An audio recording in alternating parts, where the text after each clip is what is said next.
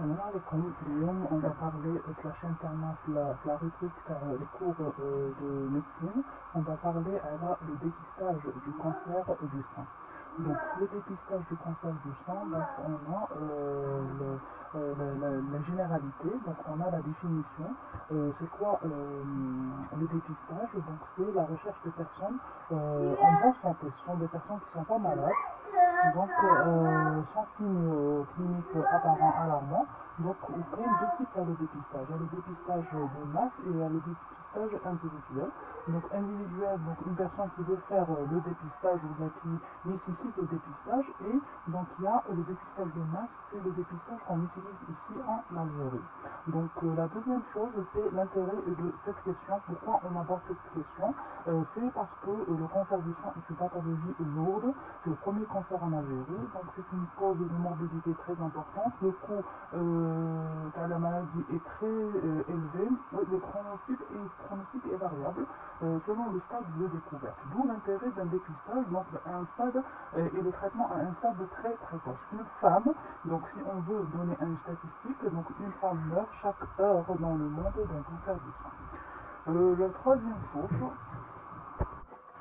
donc pour le facteur de risque, donc il y a des facteurs hormonaux. C'est le premier facteur, c'est le terrain d'hyperostrogénie. Tout ce qui concerne l'hyperostrogénie donc va nous donner donc un risque plus élevé de faire un cancer du sein.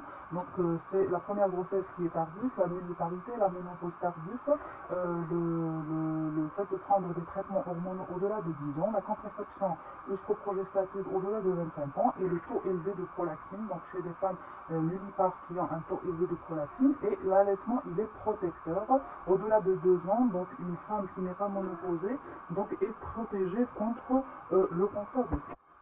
Il y a d'autres facteurs, c'est les facteurs diététiques et environnementaux, c'est l'alimentation riche en graisses saturées. Donc je vais vous laisser un i peut-être ou les commentaires, donc une vidéo sur ça.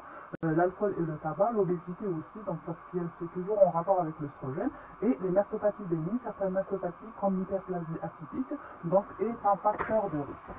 Donc on va parler aussi donc pour les facteurs de risque des facteurs génétiques. Ce sont les facteurs peut-être les plus importants parce que c'est une forme, il y a des formes qui sont héréditaires avec un syndrome sein-ovaire dans 4% des cas où il y a une mutation du gène BCRA1 donc ou bien A2. Le risque il est cumulé de 40 à 85% pour développer un cancer du sein quand on a quelqu'un de la famille qui présente un cancer du sein. Les antécédents personnels ou familiales, c'est un facteur très important. Voilà pour les facteurs de risque. Maintenant, on va parler des méthodes de dépistage. On a dit qu'il y avait deux types de dépistage. Il y a le dépistage individuel et de masse. Donc, les méthodes, c'est l'autopalpation et l'examen clinique pour cette première partie.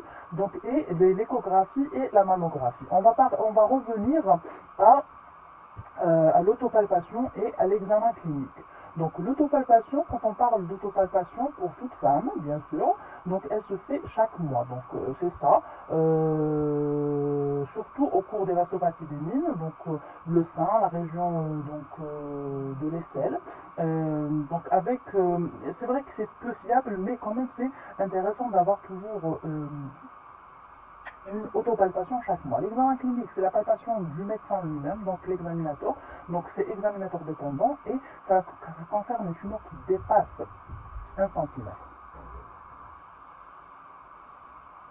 L'échographie, donc, elle n'est pas vraiment intéressante pour le dépistage.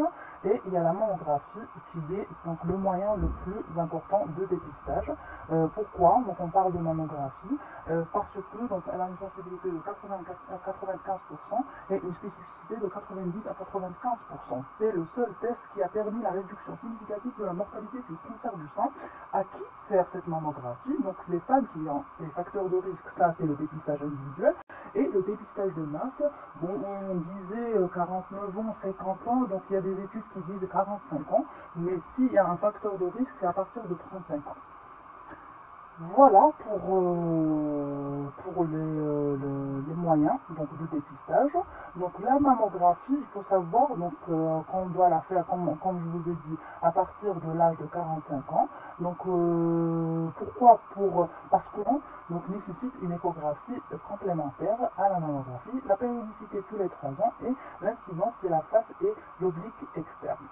On va passer au prochain diapo, donc qui va dire, il faut faire toujours attention à la double lecture, diminue les faux négatifs, c'est-à-dire quand on a une lecture d'une mammographie, donc il faut toujours avoir une deuxième lecture. La mammographie comparative de 200 et donc ça a un intérêt très très important. Voilà pour la mammographie, donc à peu près pour le diagramme, comment on fait pour décider d'une biopsie ou bien d'une cytoponction.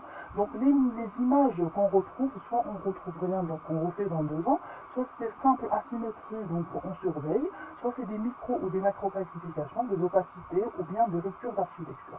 Dans ce cas, on va établir une classification avec les ACR, donc avec une classification American College of Radiology, donc le 0, le 1, le 2, le 3 et le 4 et le 5. En grosso modo, 0, 1, 2, donc c'est à surveiller.